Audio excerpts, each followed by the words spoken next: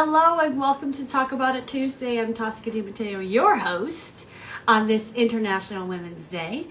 And I'm so excited for you and I to host Kristina Leone, who is going to talk to us about how we all deserve hot pizza. Yes, we do. And here she is. I'm going to bring her around and then I'm going to do a little bit more of an intro here.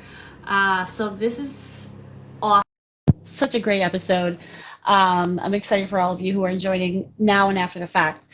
And here comes Kristina. I think. Let's see if she can get on here. Inviting her on now. So while we're trying to get her on, I just want to say for those of you who are new to the platform, I have these conversations weekly. There she is. You're, oh, wow, yeah, we got you on the side there.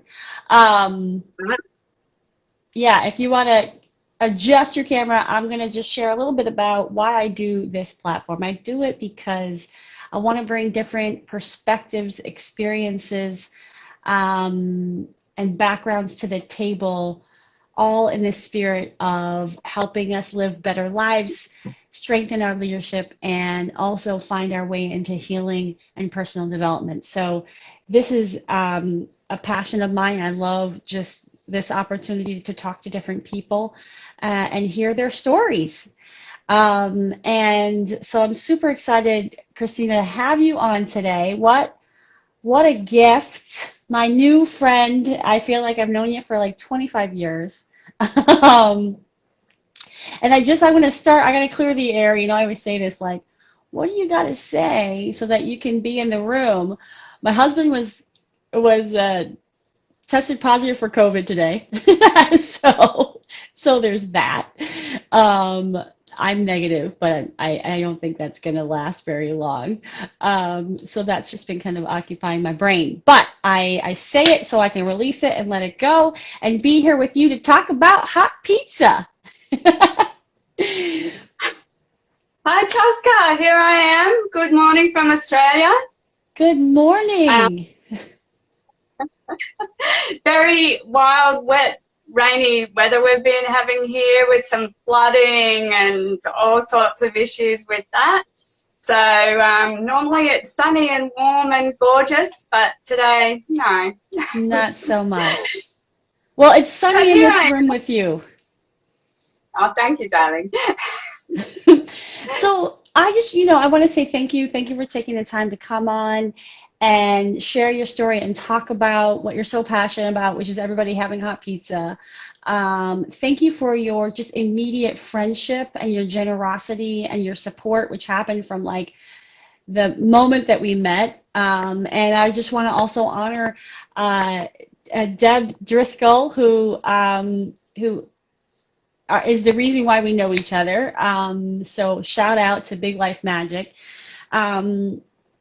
But yeah, what I usually do, Kristina, is I just pass over the mic and I say, hey, tell us about you. Tell us about the life experiences that you have that have shaped you, so the audiences can kind of get to know who you are. And then we can see where that meanders as we get into hot pizza. Well, I'm Australian and I grew up in a bit of a dysfunctional family, as many of us do, and I used a couple of things to be my escape from that, and one of them was music, and so I started playing the clarinet, and I love clarinet so much, and I think I noticed that actually one of my old clarinet teachers is on here with us. Pretty exciting. Rodney, thank you. Yeah, so I trained as a classical musician as my first love, and as many of that happens to musician is you end up teaching. So I went into teaching high school music and English, and then that took me into elementary schools called primary schools here. And eventually, in about 2010, that had led me into working at one of the universities in Brisbane. And I was teaching undergraduate teachers in their education programs, and then eventually postgraduate teachers. And then that career finally led me into corporate education and developing and facilitating professional development for teachers. So that's sort of my background up to a certain point. And in there, somewhere in there, in 2013, just after I had completed a research master's in education, I actually was feeling not really well in myself, and I was very sort of like anxious and unhappy and all over the place. And I went to see a counsellor, and I was telling the counsellor about what was sort of I was feeling at that time. And at the end of that first session, he said to me, Kristina, if you went to a restaurant and you ordered pizza and the pizza came to your table and it was cold, you would eat that cold pizza. And I felt like this like fear, like all over me, because I'm like, oh my God, is he psychic?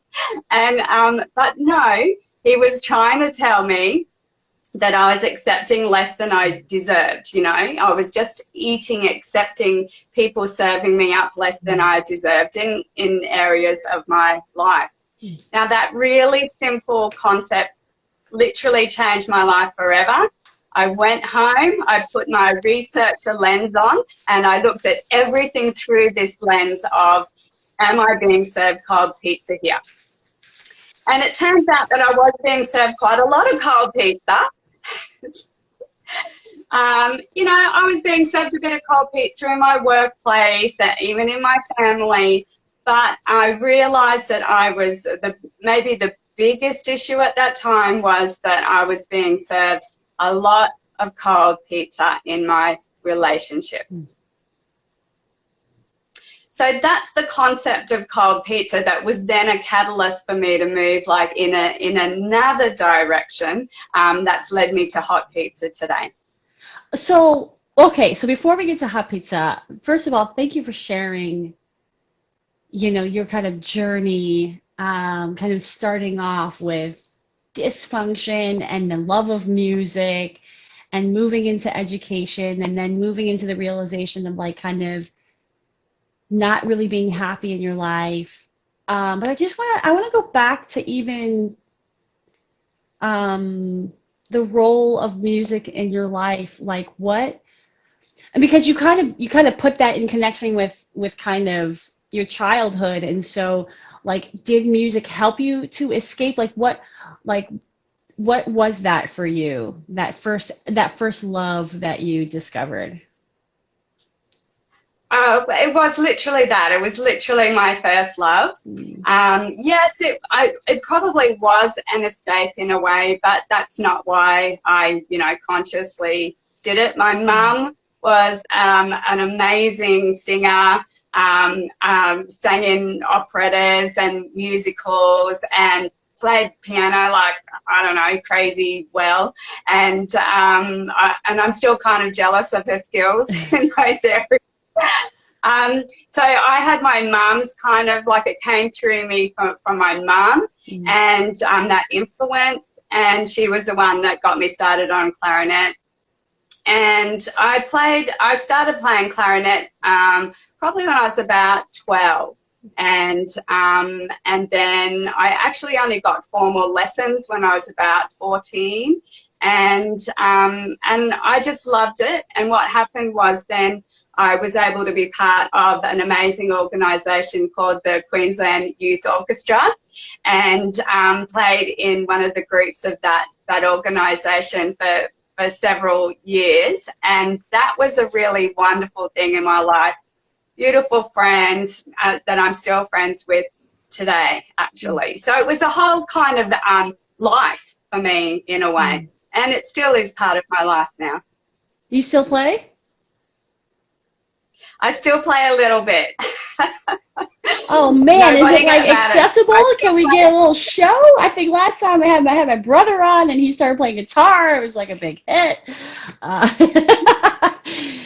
No, I'm kidding. I wouldn't put you on the spot like that. Unless you wanted to be happy to spotlight. Are you sure? Well, okay, Not so today.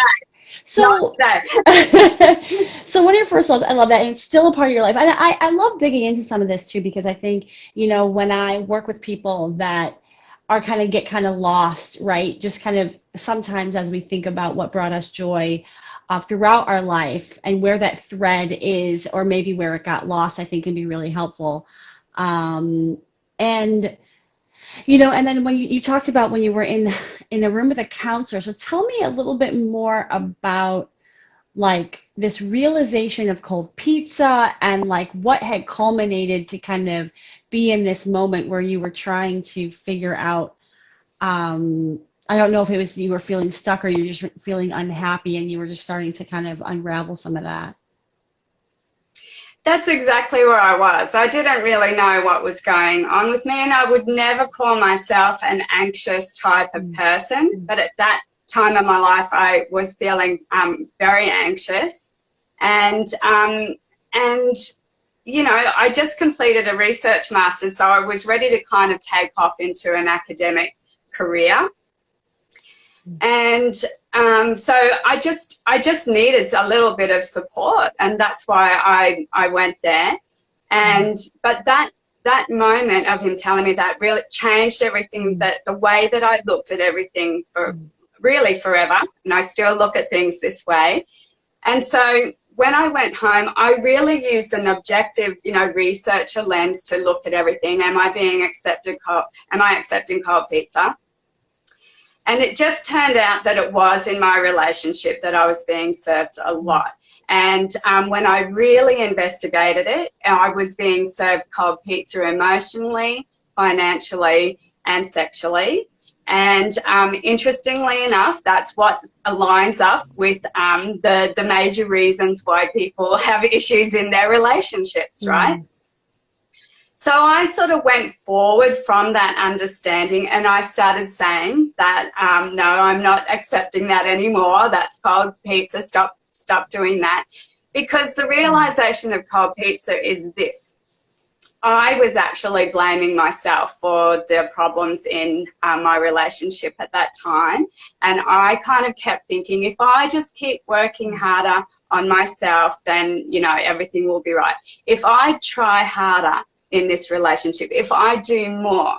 And there came a point where I just realized that I couldn't actually do anymore, because cold pizza is, it's not blaming somebody else for their way of being. What it is it is placing the behavior, the responsibility for the behavior from the person from where it came.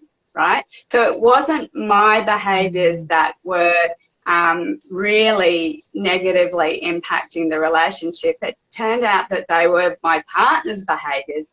And so that's sort of now recently become my definition of cold pizza, is that it is behavior from one person to another that negatively impacts the person that's being served it.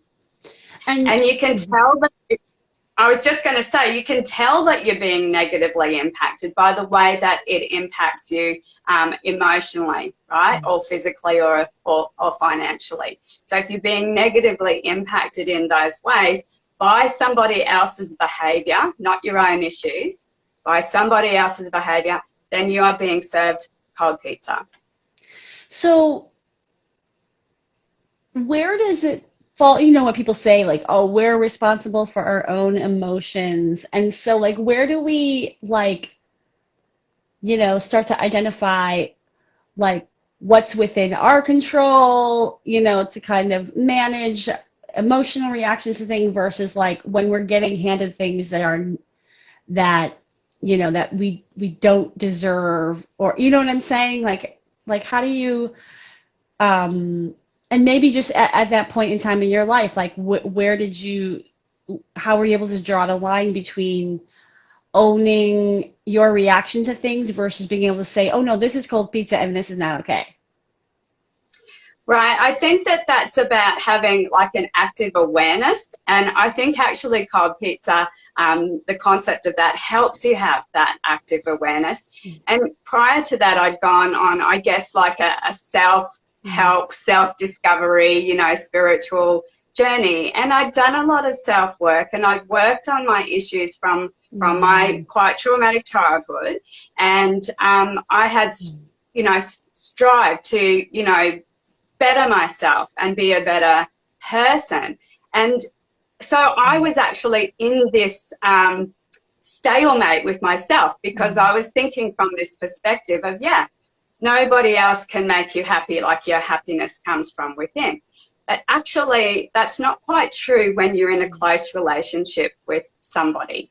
Okay, so what happens when you're in a close relationship with somebody is that definitely their behaviours can negatively impact you, and that impacts on your physical and mental and emotional health.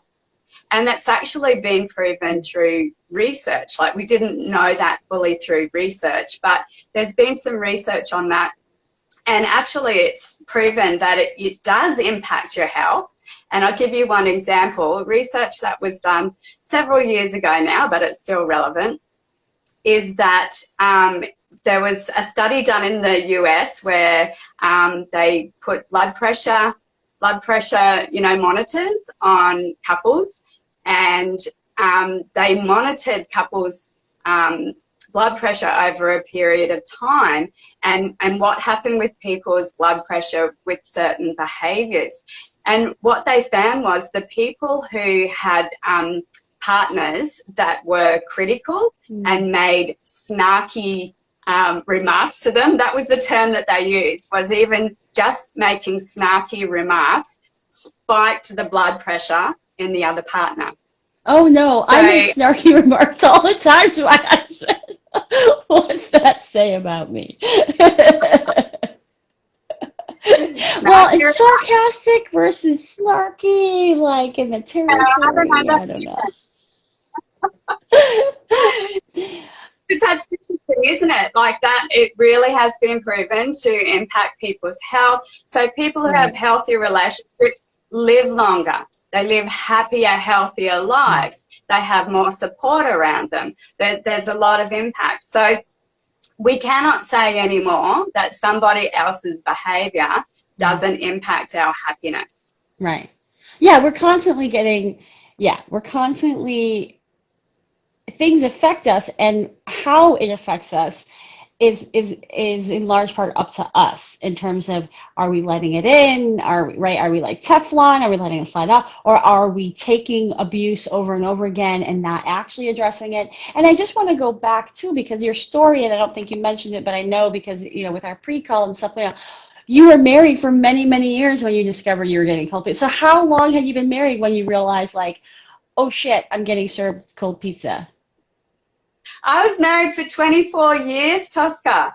So, you know, I can't say that I was getting served cold pizza all that time. You know, my ex-husband was, you know, actually, you know, he's a nice guy. I have nothing against him. But I guess about halfway into our marriage, it seemed like there was a bit of a switch. And we were like arguing a lot.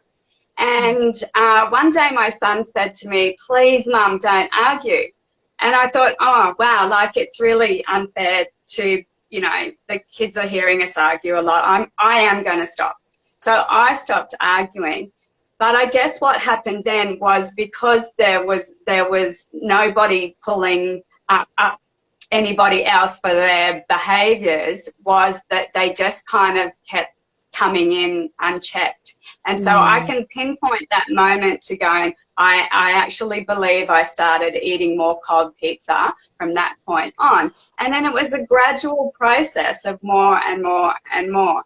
And, you know, there's a term for that, like people call that gaslighting, right? But I don't think that my ex-husband deliberately set out to gaslight me. I think it was just this gradual deterioration of relationships, so that by the end we weren't even conversing.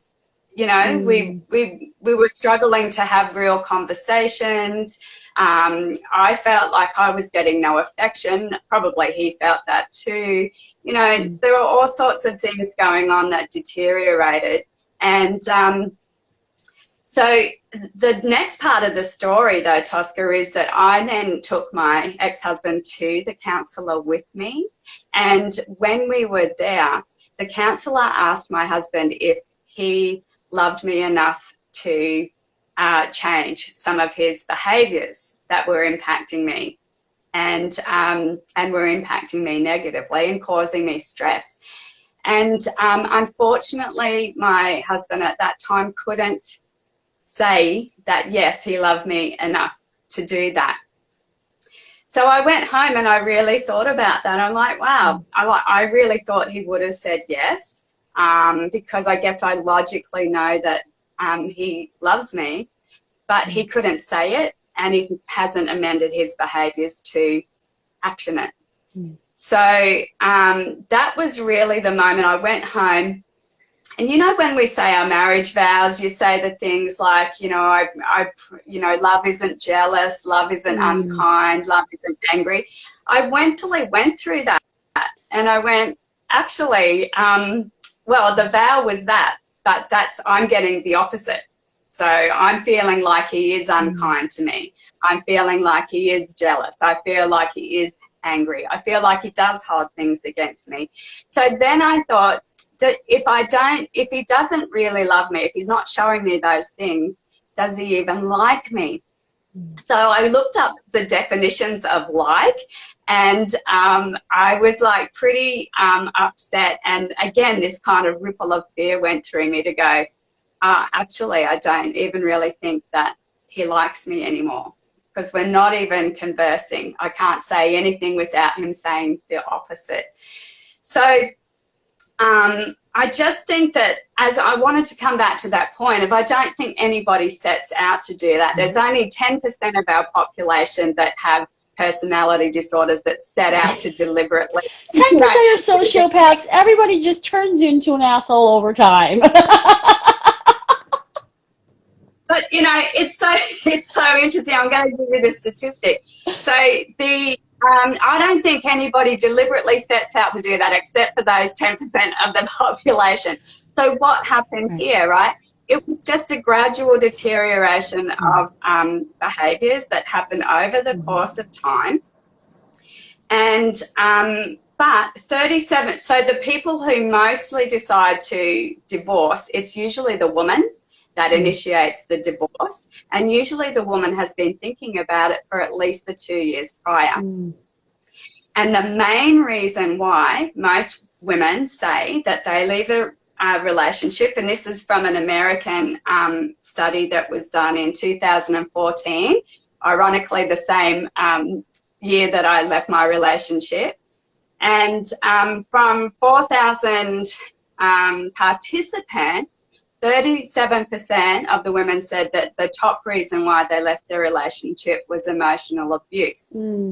So that term, like emotional abuse, I think people don't realise, women and men don't realise that emotional abuse is not, maybe you haven't set out to do it, but it's in the things that you say and that you do. And those are your behaviours, right?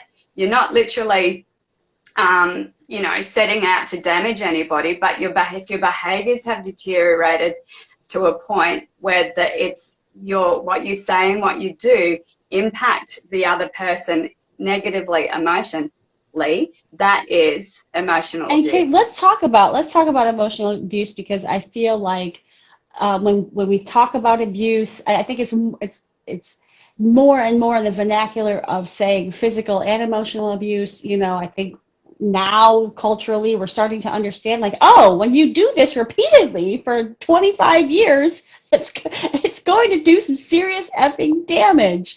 Not only, right, like in all relationships, family, loved ones, work, colleagues, and things of that nature. So, you know, just from your experience of growing awareness of emotional abuse in your life, like how do you, you know, what kinds of things, if you're willing to share, like our emotional abuse for the people watching now and after the fact to just kind of be like, who may not even connect the dot that something is actually abuse.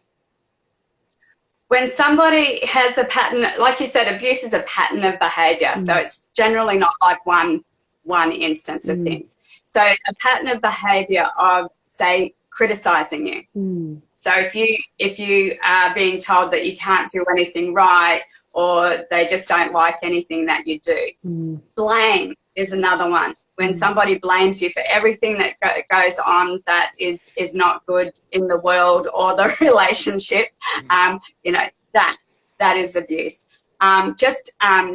Like constant angry kind of behaviors, like you know, speaking bit loudly to you when it's not appropriate, coming in angry home after work, just coming in angry and being angry in the whole house. Well, Like hold on. I'm big Italian, black. so I speak loud all the time. Is that like abuse? No, I'm just kidding. I'm just Oh, kidding. no. You know what I mean. More that kind of like yelling kind of Yeah. thing, or just speaking over you, that Mm. intimidating kind of Mm. behavior that maybe they're not really trying to say it intimidatingly, but that's how it comes across to the other Mm-hmm. person. Yeah. And I talk about these things in my hot pizza programs as the behaviors can be because the base of that person is a little bit undercooked. So a bit like a Mm. pizza, right? If the base is undercooked, it's immature, it's soggy, right? And so the behaviors can be just very immature, like teenage kind of behaviors. Mm. So, for example, a lot of the things that I see, like women talk to me about, is that their partner doesn't do anything in the house. They Mm. don't them in the house. So they're not an equal partner within the home. They're not an equal partner with the care of the children. Even if they're working and they're coming home, you know, there's still an equal part to play in that. You know, kind of teenage behaviors that are just really selfish. Mm. They spend time doing other things rather than being with you in the relationship. So there's that undercooked, immature behaviour where people feel like they're looking after somebody, that they're looking after another child in their Mm. relationship rather than being an equal relationship. Well, And and the I'm. other flip side, Mm. I was going to say the other flip side of that is someone who's got an overcooked base, right? Mm. They're over mature, they're a bit hard and a bit crusty, and so those people are the ones that Am it's I more the crusty? control. I've got like pizza sauce, like colored shirt. I'm wondering, am I the crusty pizza? I don't know. You're not crusty people. Well, it's overly controlling, right? So if Right. you're treating, like if someone was treating their partner like they're a financial child, right? And then you're financially controlling that Right. person. Right. If you're overbearing and intimidating and controlling them in terms of, you know, Mm. in the home, that they can't do things in their own home that they should be able to do. They could be controlling people socially. Mm. And I just want to say that it's all actually, I'm not going to say that cold pizza is like defined as being abuse or emotional abuse. Like some people can just be being served a little bit of cold pizza in one area of their life that isn't actually abuse, but it's actually just a behavior that impacts them negatively. And they may have asked their partner to just amend that behavior, and the Mm. partner won't listen, they won't hear it, they won't do it. And that in itself, the not listening, Mm. is cold pizza. And that is a real Mm. issue in our society, because there are so many people that say, I've told my partner this, but they won't listen and they won't do anything about it. And Right. I guess that's what I was saying with the actionable awareness. You need to be able to, like, look at your partner and notice them and notice how they're feeling. You need to listen to them and actually hear what they're saying, and you need to learn from that, and then you need to action something. You Mm. need to Mm. action something to show that you've heard and learned from that Mm. Yeah, the person. action. So that, Yeah, I'm curious, so it sounds like for years you were getting cold pizza. Did you see it? Or like, because I'm just wondering how we get into these situations where we've been taking cold pizza for so long. Uh, like, is it about the fairy tales that we're told about how women should be in relationship? Is it about like just blanket just awareness, like self-worth issues and not seeing that you shouldn't be treated like that? Like, I'm just curious how we get into that space of years of eating cold pizza that's rotting in our stomachs. Look, truly, I do think that both genders have been conditioned Mm, relationships a bit unfairly, right? And I really do believe that a lot of women do believe in that fairy tale mm, ending. We're fed it all through our life, beginning with actual fairy tales. But when you look at any of our movies, they all like, and media things, they're all projecting, this perfect relationship. But, generally a storyline is, boy meets girl. Boy usually loses girl because they've done something silly. And then, they work our way back to boy wins girl back. So I think it feeds us a story of like if mm, somebody does something inappropriate that causes a problem in your relationship, that it can definitely be fixed, even if that mm. person is a bit of a distant, cold person. Like think Yeah. Aussie, right? You know, like really, that's cold pizza in itself. So why work our way back to that and Mm, to be with somebody who is actually proven already to you that they've served you, an inappropriate behaviour.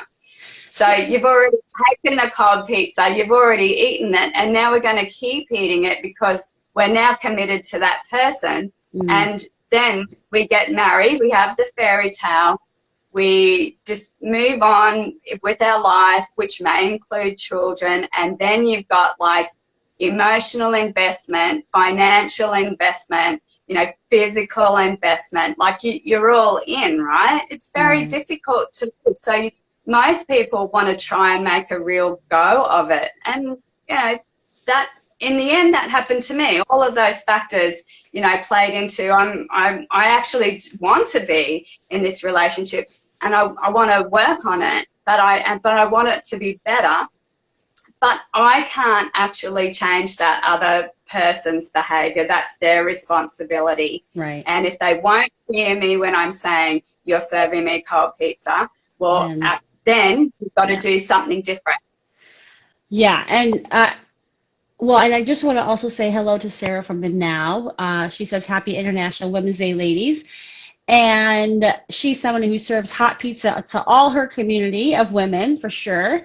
Um, but I want to, I think, yeah, I think that there's a difference between, right, when you ask whoever this relationship is, right, whether it's a significant other or a colleague, like, I need you to do this differently, right? And then the unwillingness, it sounds like with your story that like it wasn't this idea of okay, we'll work on it, but then it really wasn't getting worked on, or like there was some struggle, there was some trying and regression.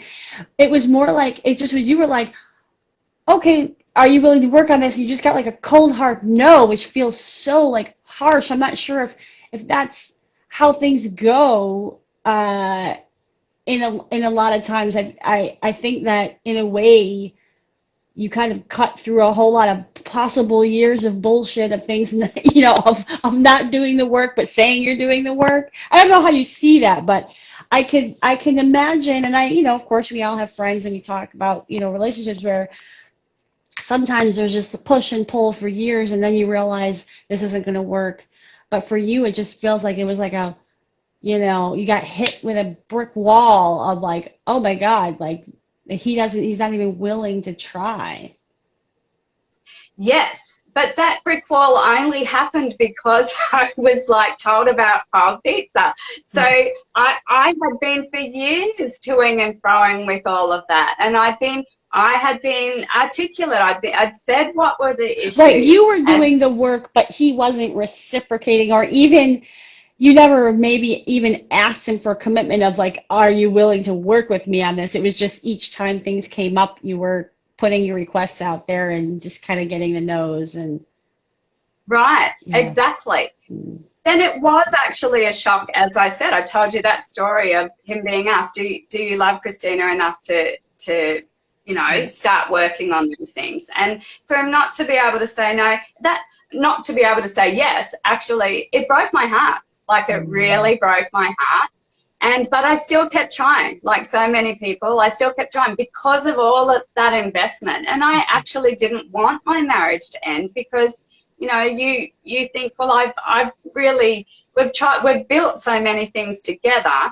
It's a shame to let that go. Well, and I almost wonder if that question is even a fair question, because I think that the answer of no is not a reflection of actually answering the question like, do you love this person enough? It's more about, do you love yourself enough, right, to actually want the kind of love that your partner wants also? Like, it almost puts the, I don't know, you know what I'm saying? Like, even just positioning that question that way makes it sound like something like that, like we're not lovable if somebody's not willing to change to get our love. Do you know what I mean? Right. You're not loved enough if somebody can't do that. So if that person doesn't love you enough to change a behavior that is really bothering you, and I mean, not a selfish little thing like, can you do the dishes, right? Something that's important to you in your relationship. If they don't love you enough, it means that you are literally not being loved enough by that person, and that is far less than you deserve, because you deserve to be loved wholeheartedly, where somebody is willing to get in the kitchen with you to cook up hot pizza for both of you so that you both get a really amazing relationship and life. So it should be good if both people get in the kitchen, right? If they won't get in the kitchen, the oven's broken, and then you've got choices to make. Yeah. 100%, like that the work has to be together. And I just want to go back, right, because I think the language is so important to say, like, that I think that there's a couple factors, right? It's how they feel about you, but it's also how they feel about themselves.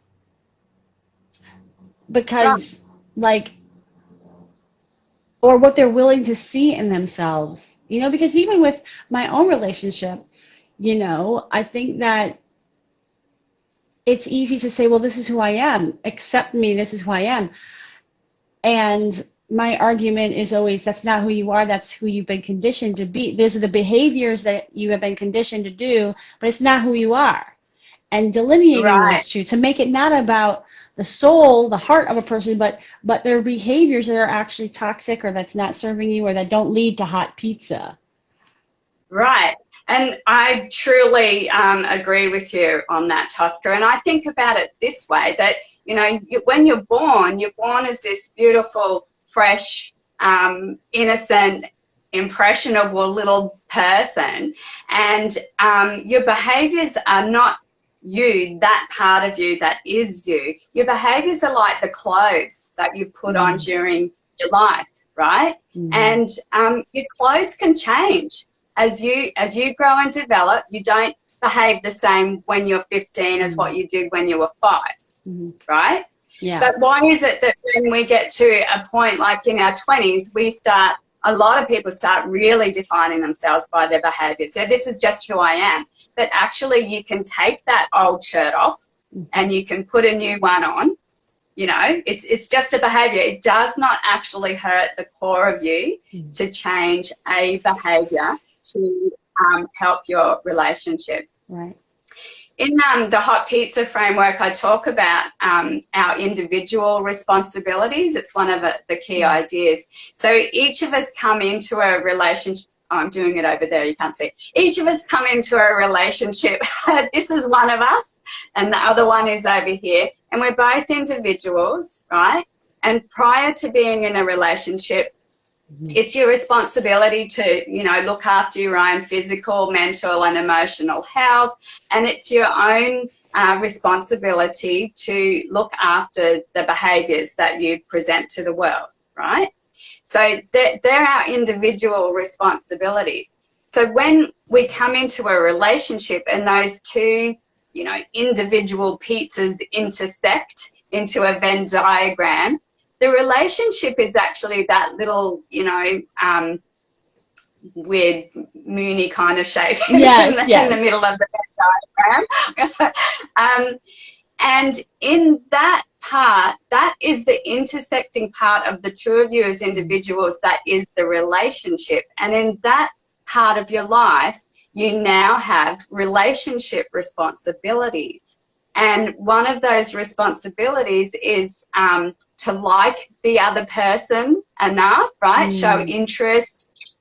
Treat your partner as if at least they're as good as one of your friends, right? So, you know, you're interested in them, you want to spend time with them, you want to know more about them, you know, all the things when we like somebody, that's a responsibility for you to treat your partner in that way in your relationship. But you're in a relationship, so then there's love. So there's those extra you know, more intense feelings of like, right, that then include like physical intimacy and really, really caring about that person enough to always be there for them. And then the other ones are those look, listen, learn, and act. Because really, if we do all of those things, if we like, if we love, if we look, listen, learn, and act as our responsibilities within the relationship, then that relationship will be able to be reheated, reinvented, new toppings are added. It's, you know, that's where this sort of change and the behaviours that you display within the relationship can be changed if you are willing. And it's about the willingness to get in the kitchen in that shared relationship space. Well, and you know, hey, Amy, good to see you here. And I feel like, you know, I always talk about usually how we do one thing in our life is how we do other things in our life. And so when you talked about when you were like realizing, oh my gosh, where am I accepting cold pizza in my life? And it sounded like it was in maybe a few different areas. You know, and I'm guessing too that it's actually a pattern of thinking or a pattern of accepting certain things over a lifetime and not just in this moment of just kind of reevaluating your marriage. But I'm curious, you know, because I think you also looked at your jobs and like, am I getting cold pizza? So I'm curious what you have to say about how we think about this concept in all areas of our life and not necessarily in the romantic relationship. Great. Yeah, actually, I have. I've even just recently I've used it job-wise. Yes, so I realised that at that point in time, yes, I was having those troubles in my relationship. And, you know, just spoiler alert, yes, I did end up leaving the pizzeria because there were other incidents along the way that made that decision. And but it all boiled down to, yeah, I'm getting served cold pizza and it's never going to be reheated here. So, okay, I have to leave the pizzeria. It's time. And so that is what happened. So when I left, I left after 24 years of marriage and, you know, building a home and a family. I had 2 adult children. And I had to leave the home because I was kind of so conditioned that I couldn't stay in the home and financially support all the home and my children, even though they were often doing their own things. So I left the home. And I was one of that growing statistic of women, in middle-aged women. I was 46 at the time, and I'd been married for 24 years. And when I left with my car, my laptop, and my work clothes, and $50 in the bank. And I had nowhere to go. I went to my aunt's. I teed it up with my aunt, and she let me stay in her little single room, and I'll be forever grateful for that. And I embarked on a journey that year of house sitting. So I was house sitting, and then in between I'd stay with her, or I'd go to my mum's for a bit, went to my sister's for a little while. You know, so I was homeless, and I didn't even realize that until the end of the year. I was just surviving, you know. But then I looked back and I went, that's the word for that. And I'm one of the growing statistic. It's the biggest growing statistic in homelessness, which is amazing to think that that's another bit of cold pizza, right? That you're not treated as like an equal partner financially after all of those times to support you in that year or so after you leave a relationship and before everything is evenly divided. Mm-hmm.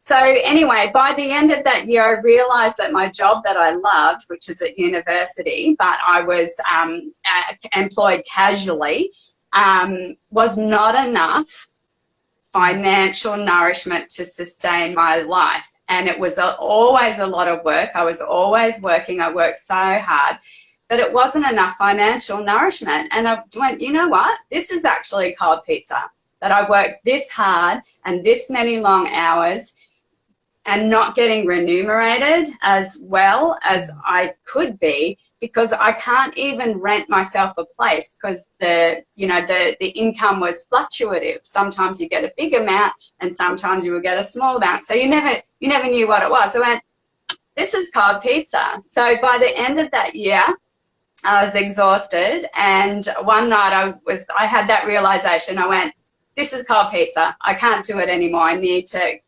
create a life. And I applied for 2 jobs, and I didn't really exactly know what one of them was, but I applied for it anyway, and I got that job, right? And it was the job that I got in the corporate education sector office, and it turned out to be probably the best job I've ever had for about 2 years. And then in the 3rd year, I was promoted, and I was the manager of teaching and learning, and basically ran like a little mini university for teachers. And I had a team working underneath me, and that's what I was managing. But at some point during the year, the management above me changed, and then there were issues with that, and I realised that the way that the dynamics of being the manager of this team and the person above me and the people below me, the mix of that in that work setting was actually serving me cold pizza. And so I decided very bravely, because that was the best job I'd ever had, and it was the most money I'd ever made, and I decided to leave. So that's like a big example, but even since then I've had 2 like smaller jobs, and I've done the same thing. Like after it takes me a shorter amount of time. You have like a whole analysis around cold pizza, right? You have like this whole like checklist of like, is that right? Yeah, exactly. I literally do have a whole checklist of what is cold pizza, right, and like little surveys that people can do to assess particularly their relationship at the moment, but use the concept for your workplace, and also use it. I've also used it for my family and like friendship relationships, because you can be served cold pizza from your friends, and you can be served cold pizza from your family, and you've just got to be able to say now, when you get served that cold pizza, you got 3 choices. You go, 1, I can just keep accepting the cold pizza. I know I'm getting it, but I'm just going to keep eating it. But if you choose to do that, you probably just shouldn't complain about it anymore to anybody else, because you've made that decision, right? Secondly, you can say, I'm going to say that this is cold pizza, and I'm going to ask for it to be reheated. So that's actually about setting a cold pizza boundary, or if you want to think of it the other way, this isn't good enough for me. What's good enough for me is this, and if I don't get it, right, then I've got another choice to make. So ask for it to be reheated. If it keeps coming back cold, your third choice is to leave the pizzeria, which is what I did in my relationship, or, you know, you just like let those people go in your life. And I've done that with some friendships, and I've done it in a family relationship as well. Well, and I feel like there's such courage, right, in walking away from the cold pizza, because I think that requires you to have a mindset of, not of scarcity, but of quite the opposite, to say like that there is hot pizza out there for me. And I think that a lot of people, right, have a hard time believing that something greater is possible if this is what my present moment is, you know? Like, was it hard for you to, like, I mean, look, I mean, you give the example of, like, you're getting in your car, you got $50 in your pocket, and, like, that, and a computer, and, like, that's it. I mean, how do you come to that belief that it will get better from here, you know? You just have to say, I deserve hot pizza. I am like going to go out and I'm going to get on this hot pizza quest, because really nothing can be worse than this, right? Why would I waste any more? I wish I knew about it earlier. Why would I waste any more time on being made to feel like this in my workplace, in my family relationship, in my romantic relationship?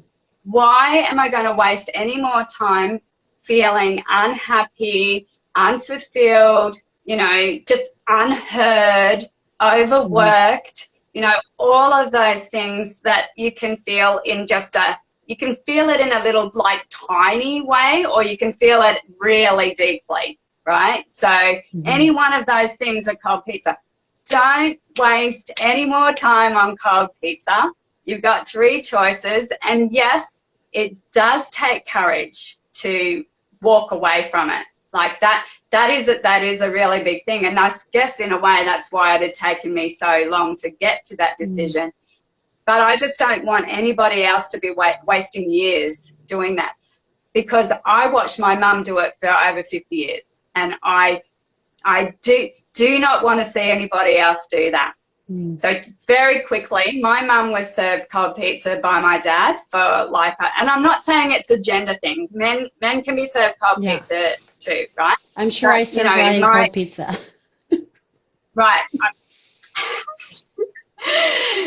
Well, you need to take some actionable awareness podcast. I'm sorry. No, please share it. Yeah, the story. Yeah.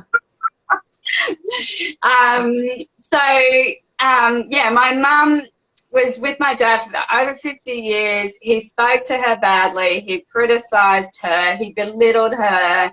And my mum was this really larger-than-life, vibrant person. I mean, I'm a little like her, but she was even more so, you know. She was on the singing stage, singing her heart out, and outside of her home, she was a teacher. Both my parents were teachers. Outside of the home, she was like a union activist. She was part of the movement in the 70s that was all about, equal rights for women. And she was an active member of the teachers union in getting women in teaching equal pay at that time, which they didn't get, getting them maternity leave, all that kind of thing. And she was an active, activist politically as well. So she was out there, and yet in the home, she was being served cold pizza, and she literally did everything. Like I just don't even know how she did it. There's four of us. I had three siblings, and there was four of us. My mum worked full time as a teacher, and she did everything in the home, crazy. So when my dad eventually passed, which is they'd been married for just over 50 years, all of us thought that my mum was going to become the merry widow. and, you know, go out and, and you know, be right, live her best life and completely unrestricted and, you know, all of that. But what happened was, at the same time, she went down the dementia slide. So she started sliding cognitively. So then that life was an impossibility. And now my mum, several years later, is sitting in aged care with advanced dementia, and she can barely speak anymore. So, you know, that, to me, a beautiful, amazing, vibrant woman that we all are, living that life for 50 years, that is a waste. So I didn't want my mum to waste that time. I'm sorry that I wasted, you know, several years, and I don't want anybody else to waste any more time by accepting cold pizza when there are alternatives. There are ways to move forward, and there's the support to do that, which is what I'm trying to help people with in Hot Pizza as a business. Yeah, you are doing it. You're not trying, you are doing it. It's amazing, beautiful work. And you know, I can't believe we're coming to the top of the hour already. I mean, thank you so much for sharing. I mean, your passion, I know, your passion just, especially in that story, just comes through so strong in terms of why you are so like passionate about people really seeing what you're getting in life and know that you deserve better. And I'm actually, you know, Women's International Day, or International Women's Day, that's like breaking the bias is like the theme this year. I think we should petition that next year it is no more cold pizza, hot pizza only. Like that should be the theme for next year, right? Like, come on, let's put it out there.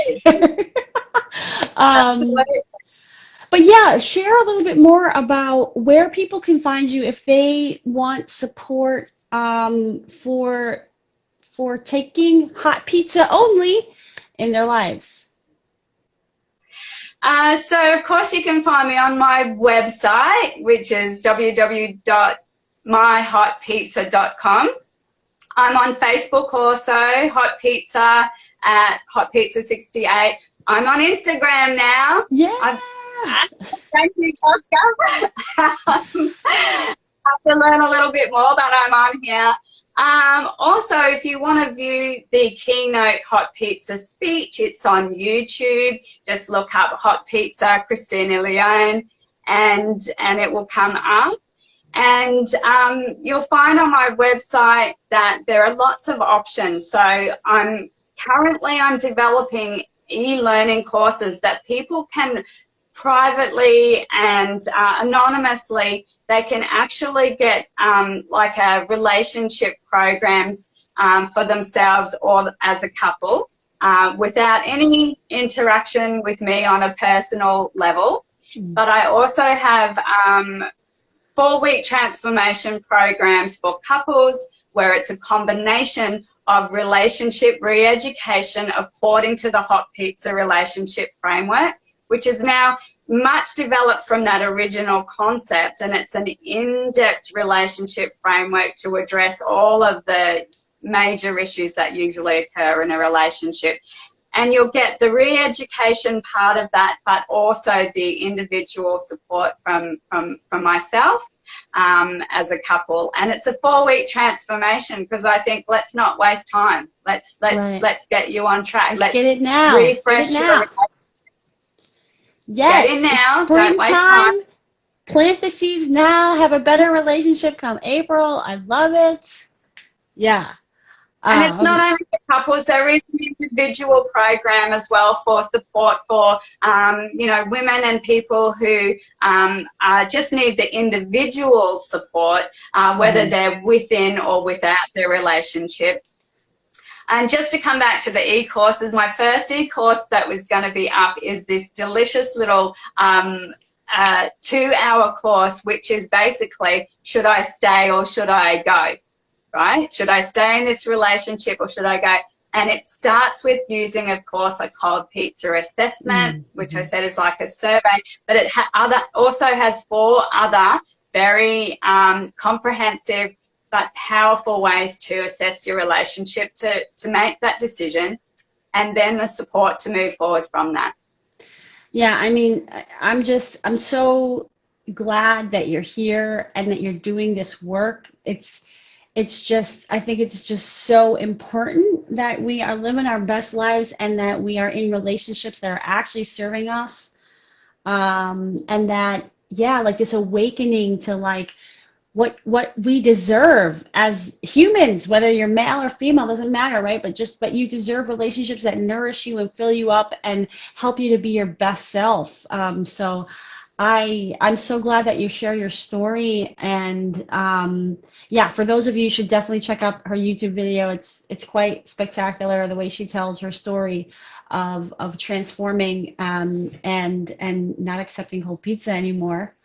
But yeah, thank you for sharing your light on the show with me, and I'm excited for all the seeds that I know you dropped with people to really say like is this okay how I'm being treated? Is this okay that this is where my relationships are, or do I deserve better? Because I think usually, unfortunately, in this day and age, the answer is you probably deserve more than what you're getting right now, and we just have to break these chains.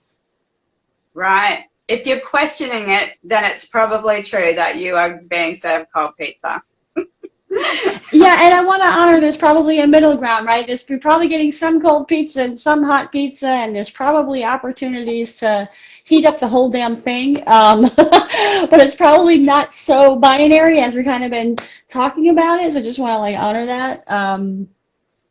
But It's your relationship. It's a complex human interaction, so that's a complex thing. yeah, But like this is just one way to cut through that confusion, yeah. right? It's one way to cut through the confusion and to start making some empowered decisions. Yeah. Yeah. Speaking of empowered decisions, I might have to have pizza tonight after all of this. Meanwhile, your day's just getting started in Australia. Thank you for joining me at such an early hour. 9 a.m. It's not that early. Okay, all right. You got to sleep in a little bit. Well, thank you so much, and I look forward to our continued friendship, hopefully collaboration, because I think relationships in life and in professional, I think the concept is the same, and so hopefully we'll do a lot more together. I would love that, Tosca. You're hot pizza, my darling. And to everybody else, you deserve hot pizza.